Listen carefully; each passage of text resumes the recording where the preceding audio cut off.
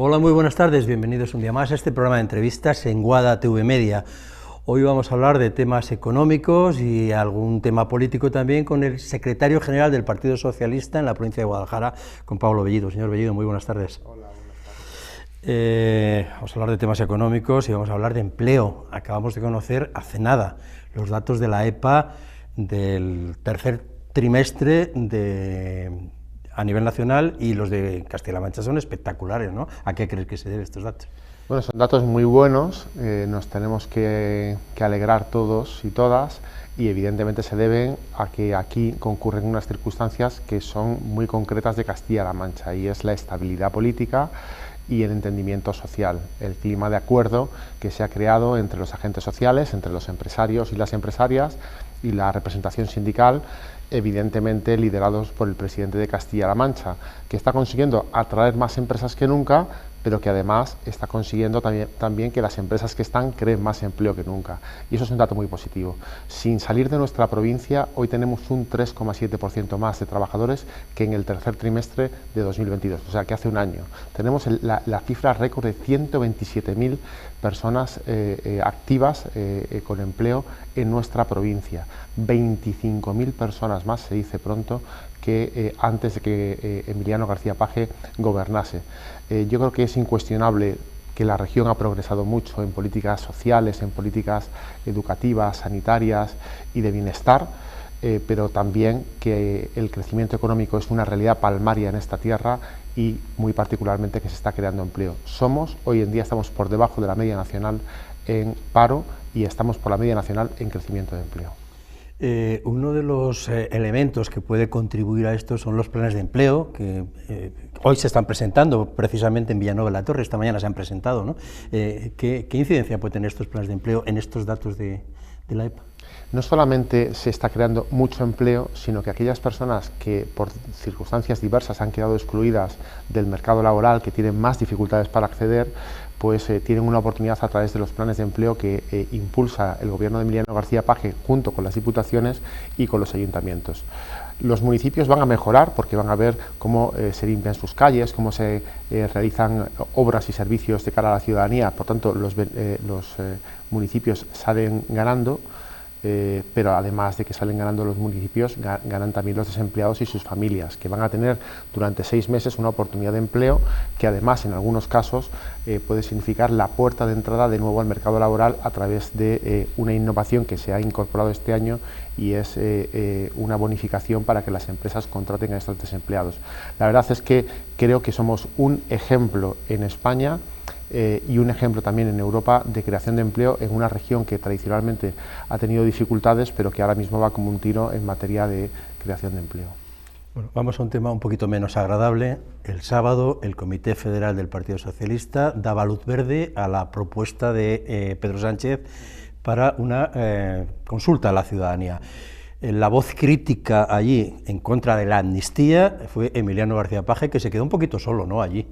No, hay evidentemente no solamente el Emiliano García Paje, sino hay una parte muy importante de la delegación de Castilla-La Mancha que compartimos sus planteamientos, ¿no? Que es un cuestionamiento sobre la amnistía. Tengo que decir que la pregunta que se formula en la consulta en sí misma no dice gran cosa, no tiene gran importancia, porque no aborda el asunto polémico de fondo sobre las amnistías, sino que se refiere fundamentalmente a una política de acuerdos con Sumar y con otras fuerzas políticas, ¿no? Entonces ahí no hay nada reflejado, pero hay quien tiene legítimas dudas jurídicas. A mí particularmente las jurídicas me parecen menos relevantes, pero también éticas y estratégicas sobre la amnistía, fundamentalmente porque no hay ninguna garantía en este momento, ni tan siquiera hay una mínima formulación de voluntad de aquellas personas que cometieron aquel delito grave y que algunas están fugadas en no volver a hacerlo.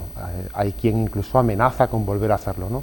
Y nosotros, que defendemos la igualdad de todos los españoles y españolas, y que seguramente se pueda justificar la constitucionalidad de una medida como la amnistía, que no es la desaparición de un delito, ni mucho menos, que de lo que se está hablando es de que aquellas personas que cometieron ese delito serían, por decirlo así, perdonadas, quedarían liberadas de esa responsabilidad penal, pero si vuelven a cometerlo se le volverá a ejecutar la ley, como ha pasado con otras amnistías, que son las fiscales, que el Partido Popular se ha caracterizado en hacer, a defraudadores. Bueno, pues si el defraudador ha sido amnistiado, pero después vuelve a cometer el delito, evidentemente se le aplicaría la ley. Nosotros lo que pedimos son garantías, creemos que es razonable, de que a aquellas personas que se van a beneficiar de las amnistías, de esta amnistía, lógicamente no vuelva a incurrir en el mismo delito, porque sería una aberración. Y eso no significa no querer que Pedro Sánchez sea presidente. Yo no conozco ningún socialista que no desee eso, ni que haya un gobierno progresista en España, que todos queremos que haya un gobierno progresista que siga defendiendo pues, una economía social, mejoras en las pensiones, mejoras en el mercado laboral, o mejoras también en avances en igualdad, en solidaridad y en libertades. Pero pedimos que aquellos partidos que se van a beneficiar, aquellas personas que se van a beneficiar de una hipotética amnistía, cumplan rigurosamente la ley y se comprometan a no volver a incurrir en un delito. Doy por hecho, por sus palabras, que el Partido Socialista de Guadalajara y el Partido Socialista de Castilla-La Mancha en general están incondicionalmente con su secretario general regional, ¿no?, con Emiliano García Paje. Absolutamente. Yo comparto plenamente la exposición de Emiliano García Paje en el Comité Federal. Se ha conocido y por tanto se puede hablar de ella. Yo no habría hablado de ella si no hubiese sido publicada en diversos medios de comunicación. Yo la comparto plenamente y quiero dejar muy claro que eso no significa que respete quien mantenga otras posiciones. Yo los respeto, pero a mí me parece que no, ni ética ni estratégicamente para nuestro país es conveniente esta amnistía como se está planteando, porque no se ve la más mínima voluntad de rectificación ni de no cometer otra vez el delito que está tipificado en nuestro ordenamiento jurídico. Y lo que es más importante, también entiendo que haya personas que lo vean de otra manera, porque la pregunta con la cual se va a consultar a las bases del Partido Socialista es una pregunta lo suficientemente abierta, por la cual alguien que vote que sí está de acuerdo con lo que se pregunta podrá alegar en algún momento que nunca dijo estar de acuerdo con la amnistía, sencillamente con llegar a acuerdos con formaciones políticas para alcanzar un gobierno progresista. Volvemos a la economía. Anda su partido bastante molesto, bastante indignado con la subida de impuestos que ha aprobado el Ayuntamiento de Guadalajara. El IBI, concretamente, un 17,4%, ¿no? Pues casi un 20% de sablazo impositivo en un evidente fraude a la ciudadanía, un fraude electoral. Porque los dos partidos que forman el Ayuntamiento de Guadalajara, que perdieron las elecciones contra Alberto Rojo, lo hicieron, o sea, se presentaron a las elecciones con un compromiso electoral. Uno, fundamentalmente, su campaña electoral es: vamos a bajar los impuestos. Y la primera medida que toman es subir los impuestos un 20% a la ciudadanía, a toda la ciudadanía, a los que más tienen y a los que menos tienen, sin distinguir. La verdad es que es un fraude, porque acusan al PSOE, ustedes no dijeron nada de la amnistía. Bueno, pero el PSOE no dijo nada, pero por ejemplo Sumar decía que estaba a favor, y como para formar un gobierno hace falta varias formaciones políticas, bueno, pues unos ceden una cosa y otros otras. Pero es que aquí, tanto el PP como Vox se presentaron a las elecciones municipales comprometiendo a la ciudadanía a que iban a bajar los impuestos, y la primera medida que toman es subir los impuestos, y evidentemente pues lo disfrazan de que la situación económica de tal y para el cual, totalmente falso. Lo único que ha hecho la alcaldesa Guarinos desde que es alcaldesa de Guadalajara es inaugurar cosas que hizo Alberto Rojo, apropiarse de la gestión del gobierno socialista de Alberto Rojo y subir los impuestos a los ciudadanos y ciudadanas de Guadalajara un 20%, en lo que constituye un sablazo que evidentemente lastrará la economía y que hará más difícil la vida, el día a día de los ciudadanos y ciudadanas de esta ciudad. ¿Qué les molesta más, la subida en sí o los argumentos que dan para la subida, el supuesto agujero económico? Bueno, es que es un fraude todo.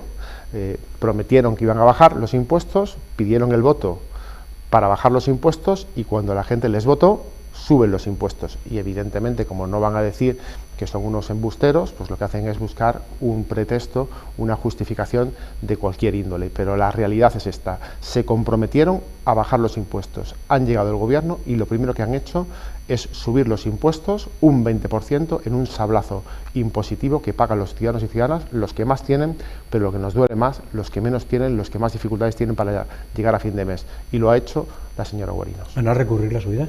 Bueno, vamos a estudiar, porque el Pleno estuvo rodeado, evidentemente, de un procedimiento muy discutible y vamos a ver si se ha podido bordear la normativa tanto del reglamento municipal como de la legislación, la ley de bases del régimen local.